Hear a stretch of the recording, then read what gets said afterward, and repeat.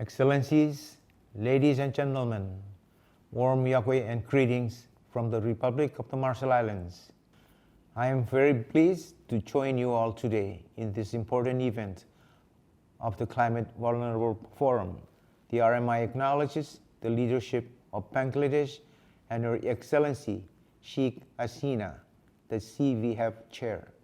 We stand by you in the CVF Troika and the most vulnerable nations of our forum in this effort to appeal to all countries for stronger climate commitments during this health and climate crisis this year. Climate change is the greatest threat to the peace and security of the Marshall Islands. Our livelihoods have already been disrupted by long periods of drought and rising sea levels that inundate our homes, vegetations, and water sources. If we continue to allow the global temperatures to rise, our islands will become uninhabitable and we will be forced to relocate. But where would we go? The Marshall Islands has no higher ground for retreat. We consist of atolls, so narrow you can often stand in the lagoon and see the ocean waves crash on the other side.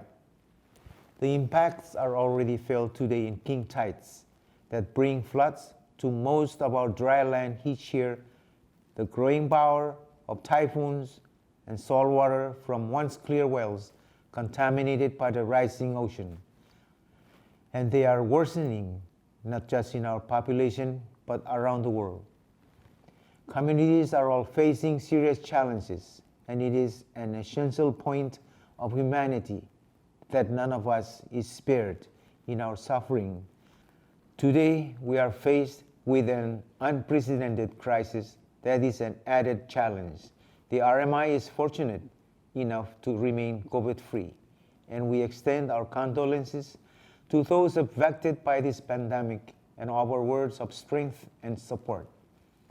RMI is still affected economically and financially by the crisis. I see the pandemic as a testament of our ability as humans to adapt and to also give us the opportunity to build back better. Better, though, is an empty promise unless we put the fight against climate change within the response and recovery.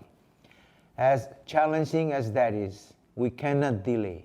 To keep the 1.5 degrees goal at the heart of the Paris Agreement alive and save our future, every day may well count. The solution is clear. Build your new climate ambition and NDCs into your response and recovery plans.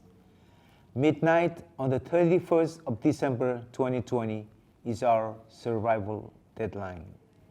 The next international deadline for new national climate commitments in 2025 would be too late. So we call on the international community to step up and raise their ambition by submitting newer national contributions or NDCs under the Paris Agreement this year before the end of 2020. Do not miss this opportunity to save our future and rebuild a better, greener world for us all. Kumol Dada.